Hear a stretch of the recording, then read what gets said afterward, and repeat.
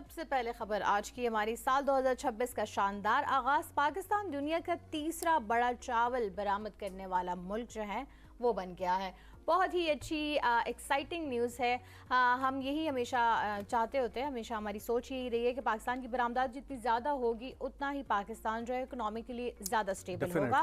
پاکستان ایک زرعی ملک بھی ہے, تو پاکستان زرعی برآمدات میں استحکام اور تیز رفتاری کے ساتھ عالمی قیادت کی جانب تیزی سے گامزن ہے. بین الاقوامی جریدہ گلف نیوز کے مطابق پاکستانی چاول کی عالمی سطح پذیرائی پر مہر ثبت کر دی گئی ہے. سال 2026 کے آغاز پر پاکستان ایک اور اعزاز کے ساتھ دنیا کا تیسرا بڑا چاول برآمد کنندہ ملک بن گیا.